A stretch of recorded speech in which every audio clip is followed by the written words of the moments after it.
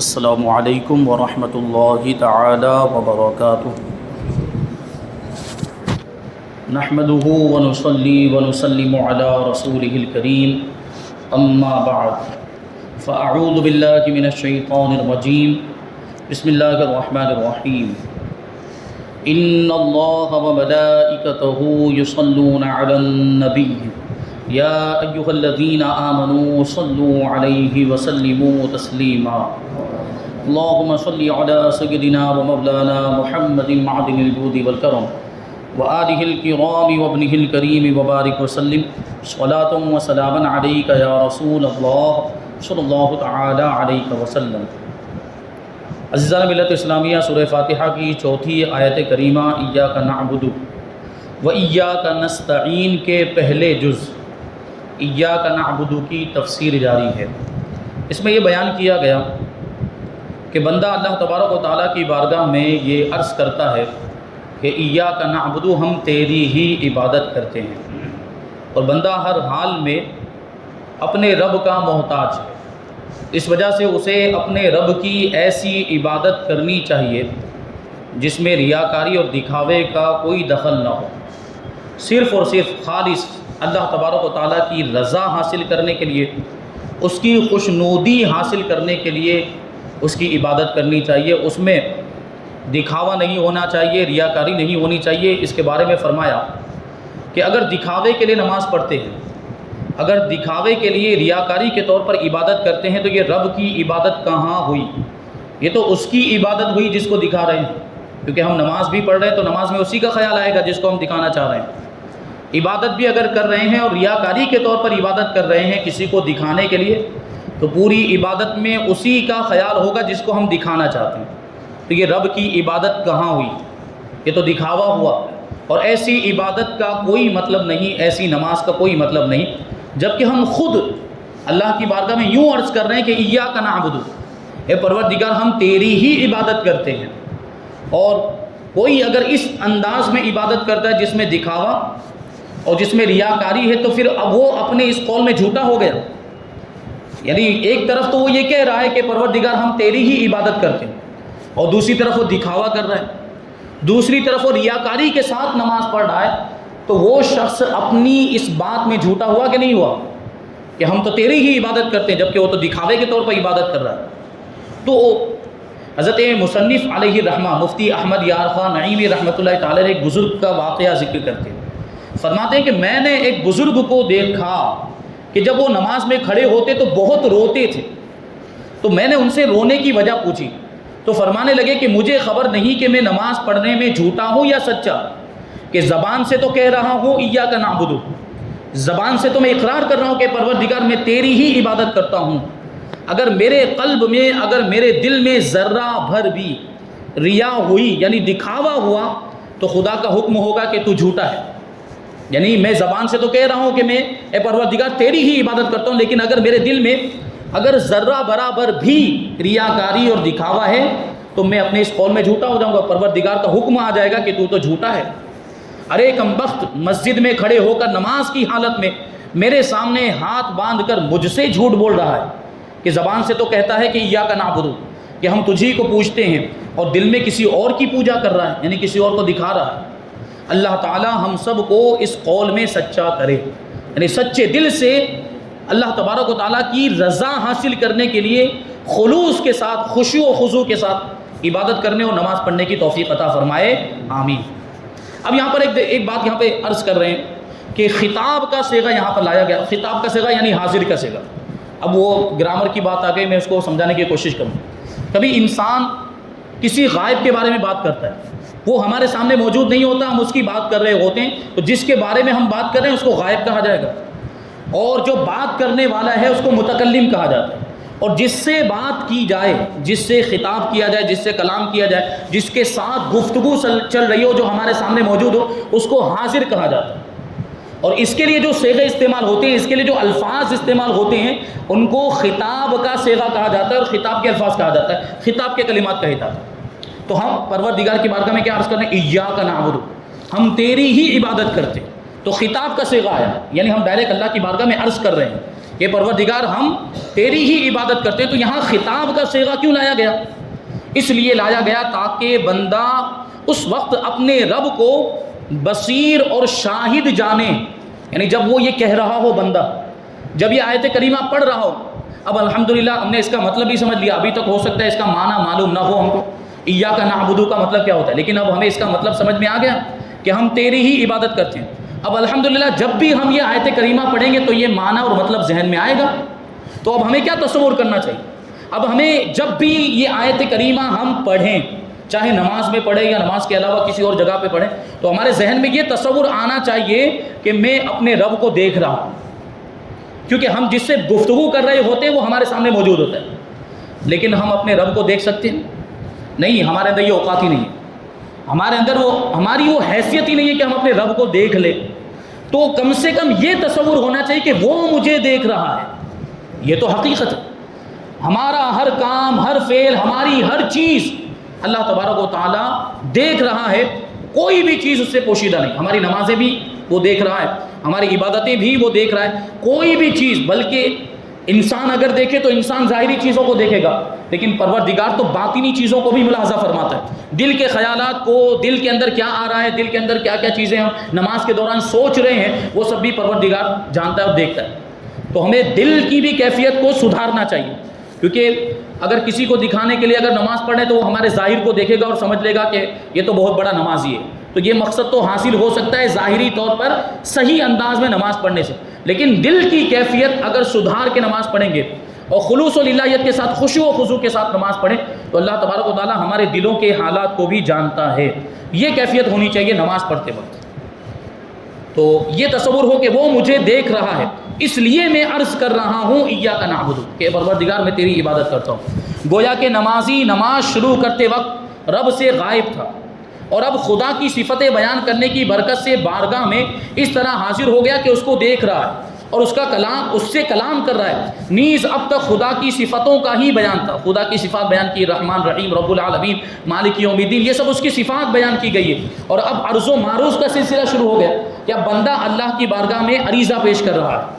صفتوں کا بیان غائب کے صیغے سے اچھا ہوتا ہے، اور عرض و معروض یہ حاضر کے صیغے سے ہوتا ہے۔ جیسے کبھی بلا تشبیہ اگر کوئی بادشاہ کے دربار میں پہنچ جائے تو بادشاہ تو ایسے ہوا کرتے ہیں، بادشاہ تو ویسے ہوا کرتے ہیں، بادشاہوں کی تو یہ شان ہوتی، بادشاہ تو جب انعام و اکرام کرنے پر آئے، عطا کرنے پر آئے تو بادشاہ ایسے عطا کر دیا کرتے، جبکہ بادشاہ سامنے موجود ہوتا ہے، لیکن وہ غائب کے صیغے، گویا کہ وہ بادشاہ اس کے سامنے موجود نہیں ہے، غائب کے صیغوں کے ساتھ گویا کہ وہ بادشاہ کہیں اور ہو۔ تو یہ اس کی عظمت اور بڑائی کے لیے اس طرح بات کی جاتی کہ بادشاہ تو ایسے ہوا کرتے ہیں، بادشاہ تو یوں عطا کرتے ہیں، بادشاہ تو یوں دیتے ہیں، بادشاہ تو یہ انعام کرتے ہیں، یہ اکرام کرتے ہیں۔ لیکن جب عرض کرنے کی بات آتی ہے تو ڈائریکٹ پھر بادشاہ سے خطاب ہوتا ہے کہ بادشاہ سلامت، مجھے اس چیز کی ضرورت ہے، عطا کی جائے، ہوتا ہے کہ نہیں ہوتا؟ تو بلا تشبیہ پروردگار سے بڑا بادشاہ کون ہو سکتا ہے؟ وہ تو احکم الحاکمین ہے، وہ تو بادشاہوں کا بادشاہ ہے۔ اس لیے جب اس کی صفتیں ذکر کی، جب اس کی خوبیاں بیان کی، جب اللہ تبارک و تعالیٰ کے کمالات بیان کیے تو وہاں پر غائب کے صیغوں سے الحمدللہ کہ رب العالمین، تمام تعریف ہے اللہ کے لیے جو سارے جہان کا پالنے والا ہے، وہ رحمان ہے، وہ رحیم ہے، وہ یوم جزا کا مالک ہے، وہ قیامت کے دن کا مالک، یہ غائب کے صیغوں سے ذکر ہوا۔ لیکن جب اب عرض کرنے کی باری آئی تو پھر خطاب کا صیغہ آ گیا، ایاک نعبد، اے پروردگار ہم تیری ہی عبادت کرتے ہیں۔ نماز میں کسی کو خطاب کر کے کلام کرنا جائز نہیں۔ نماز میں اگر بات چیت کریں، نماز میں کسی کے ساتھ گفتگو کرے تو کیا ہو جائے گا؟ نماز ٹوٹ جائے گی۔ اگر کوئی ایسا کرے تو نماز جاتی رہے گی، سوائے اللہ تعالیٰ کے اور اللہ کے محبوب علیہ الصلوۃ والسلام کے۔ کیا مطلب ہوا؟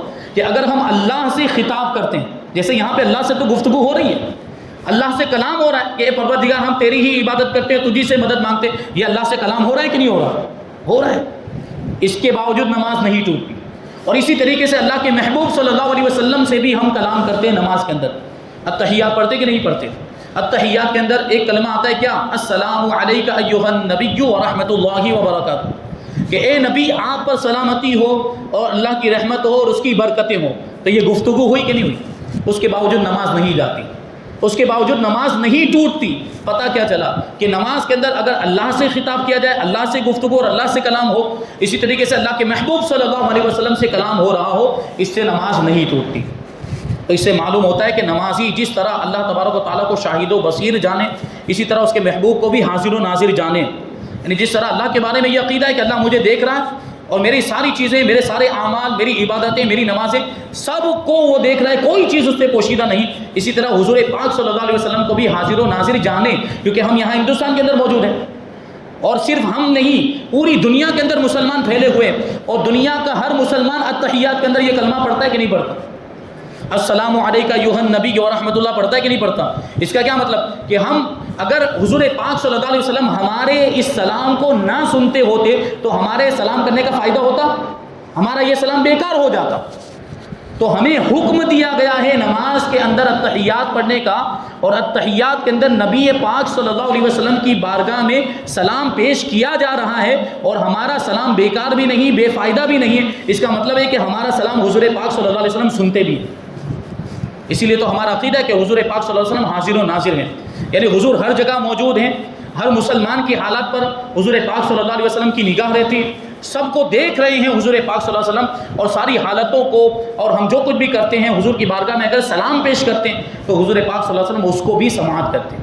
اور ایک بات عرض کر دوں، عشق والی بات، حضور پاک صلی اللہ علیہ وسلم اپنے عاشقوں کا سلام سنتے ہیں، اپنے چاہنے والوں کا سلام سنتے ہیں، اب وہ جہاں کہیں بھی ہو، چاہے وہ پہاڑوں کی گفا میں کیوں نہ چلا جائے، وہاں سے بھی اگر کوئی حضور کی بارگاہ میں سلام پیش کرتا ہے حضور اس کو سماعت کرتے ہیں، حضور سنتے ہیں. چاہنے والا عشق میں، محبت میں اگر سلام پیش کرتا ہے تو حضور اس کے سلام کو سنتے بھی ہیں اور سلام کا جواب بھی عنایت فرماتے ہیں. اب یہ الگ بات ہے کہ ہم سن نہیں پاتے، کیوں؟ کیونکہ ہمارے کانوں میں وہ طاقت نہیں، ہمارے کانوں میں وہ قوت سماعت ہی نہیں ہے کہ ہم حضور پاک صلی اللہ علیہ وسلم کے جواب کو سن پائیں.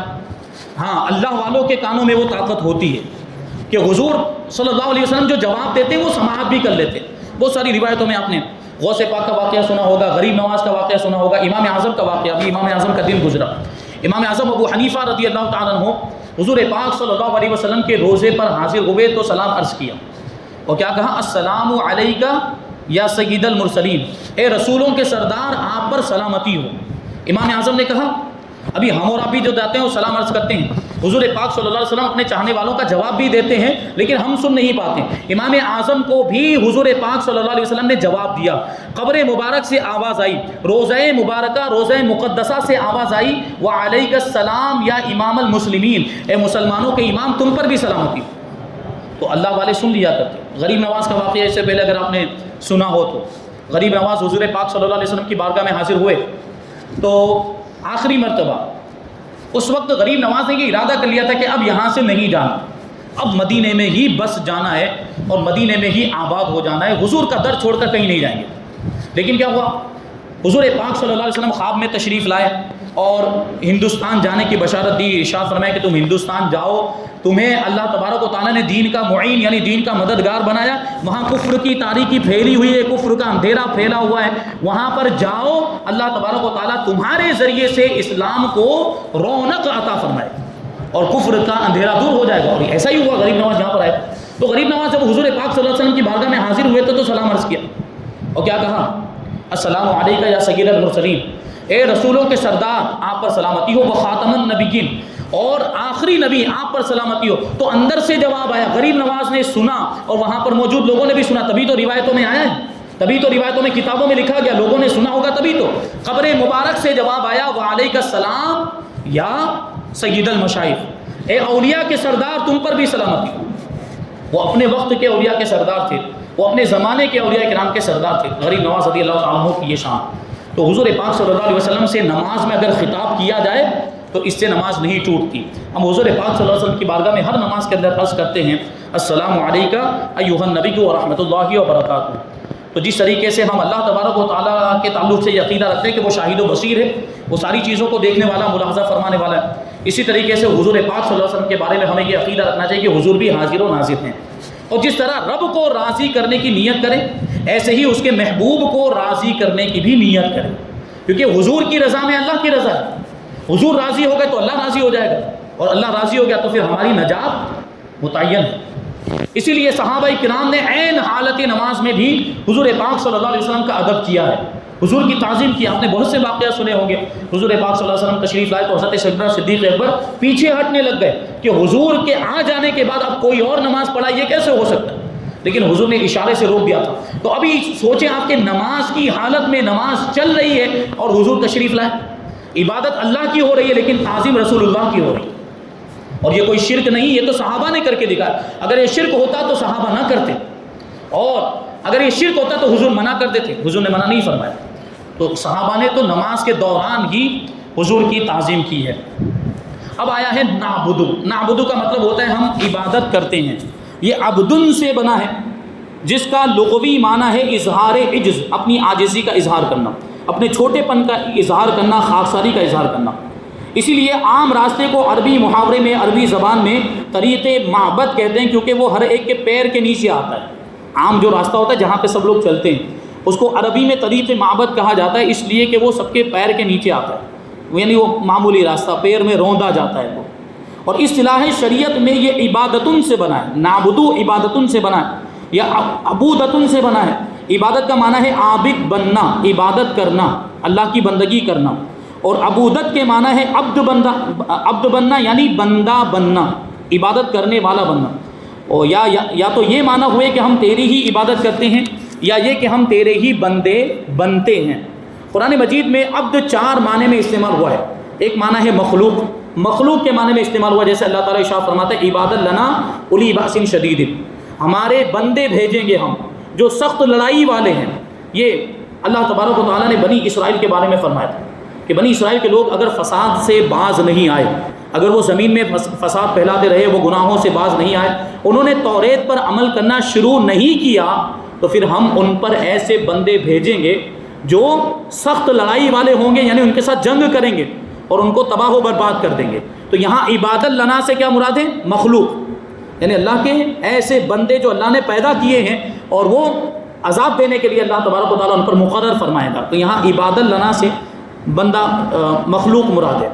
اور ایک معنی ہے مملوک، جیسے من عبادکم، یہ قرآن مجید کے اندر آیا ہے، وَأَنكِحُوا الْأَيَامَ مِنكُم من الصالحین من عبادکم وإمائکم وَأَنكِحُوا الْأَيَامَ مِنْكُمْ، كما قال اللہ تبارک و تعالیٰ، کہ جو تم میں سے بے نکاح ہو اور نکاح کے لائق ہوں تمہارے غلاموں میں سے اور تمہاری باندیوں میں سے، تو ان کا نکاح کر دو۔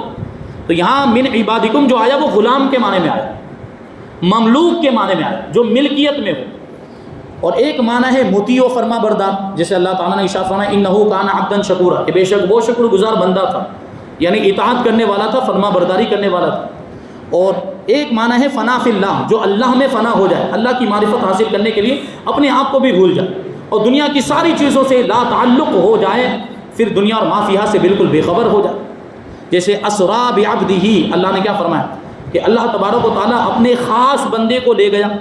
مخلوق کا سب سے بڑا کمال عبدیت ہی ہے، مخلوق کا سب سے بڑا کمال اور سب سے بڑی خوبی یہ ہے کہ وہ اللہ کا بندہ بن جائے، اللہ کا ہو جائے، اس سے بڑی پھر کوئی خوبی نہیں ہو سکتی۔ اس لیے کلمہ طیبہ میں عبدہ و رسولہ آیا ہے، ہم پڑھتے ہیں عبدہ و رسولہ، اشہد ان لا الہ الا اللہ و اشہد ان محمدا عبدہ و رسولہ۔ حضور پاک صلی اللہ علیہ وسلم کی اور بھی صفات ہیں، حضور پاک صلی اللہ علیہ وسلم کی اور بھی خوبیاں ہیں، لیکن ان خوبیوں کا یہاں پر ذکر نہیں، عبدہ و رسولہ کا ذکر ہو رہا ہے۔ میں گواہی دیتا ہوں کہ محمد صلی اللہ علیہ وسلم اللہ کے بندے اور اس کے رسول ہیں۔ بندہ ہونے کا ذکر کیا جا رہا ہے، پہلے بندے ہونے کا ذکر ہے، پھر رسول ہونے کا ذکر ہے۔ اس سے کیا پتہ چلا کہ بندہ ہونا یہ بہت بڑا کمال ہے، بہت بڑی خوبی ہے۔ اللہ کا بندہ صحیح ہونے کے 2 رکن ہیں۔ اللہ کا بندہ صحیح طور پر اگر کوئی بننا چاہتا ہے تو اس کے لیے 2 چیزیں ضروری ہیں۔ پہلی چیز ہے کہ دل اغیار سے خالی ہو کر یار کا کاشانہ ہو جائے، یعنی غیروں سے دل خالی ہو جائے، دل سے غیروں کی محبت نکل جائے، اور یہاں ہمارا جو یار ہے یعنی ہمارا جو محبوب وہ پروردگار، تو دنیا والوں کی محبت دل سے نکل جائے اور دل میں صرف اللہ ہی کی محبت ہونی چاہیے، یہ ایک رکن۔ اور اس کی فرما برداری میں لذت محسوس کرنے لگ جائے، عبادت کرے تو اس کو خوشی ملے، عبادت میں مزہ آنا چاہیے، نماز میں لطف آنا چاہیے، تب پتہ چلتا ہے کہ دل میں اللہ کی محبت آ گئی ہے۔ اور ایک شرط یہ ہے کہ اللہ کے پیاروں سے دلی محبت رکھے، جو اللہ کے پیارے ہیں ان سے دلی محبت رکھے۔ کیوں؟ کیا مطلب ہوا؟ کیونکہ اللہ ان سے محبت کرتا ہے، اور محبوب کا محبوب ہوا کرتا ہے. ہم جس سے محبت کرتے ہیں وہ اگر کسی سے محبت کرتا ہے تو ہمیں بھی اس سے محبت ہونی چاہیے. یہ تو دنیا داری کے اعتبار سے دنیا کا بھی قانون ہے. تو اللہ تعالیٰ اپنے جن بندوں سے محبت کرتا ہے، اللہ کے ولی اور اللہ کے نبی، ان سے ہمیں محبت ہونی چاہیے. اب آگے ایک بات بتاتے، عالموں سے علم ملتا ہے، کاتبوں سے کتابت ملتی ہے. کوئی لکھنے والا آپ اس کے پاس جائیں تو وہ لکھنا سکھائے گا آپ کو. شاعروں سے شعر ملتے ہیں، شاعروں کے پاس جائیں گے تو آپ کو شعر سنائیں گے یا شعر سکھائیں گے. اور بندوں کی صحبت سے بندگی ملتی ہے. اگر کسی اللہ کے بندے کی بارگاہ میں حاضر ہو جائیں تو وہاں سے بندگی ملے گی، یعنی پھر آپ کے اندر بھی بندہ بننے کا سلیقہ آ جائے گا. اللہ کی عبادت کیسے کرنی چاہیے وہ آپ کو پتہ چلے گا. تو یہ عبادت کے کچھ معنی بیان کیے گئے. ابھی اور کچھ باتیں اس میں باقی ہیں، انشاءاللہ وہ ساری باتیں اور کچھ مسائل ہم آئندہ درس میں شامل کریں گے. اللہ تبارک و تعالیٰ کی بارگاہ میں دعا ہے کہ جو کچھ بھی بیان ہوا اس پر ہم سب کو عمل کرنے کی توفیق عطا فرمائے اور نور قرآن سے ہم سب کے دلوں کو روشن اور منور فرمائے. وما علینا الا البلاغ. السلام علیکم.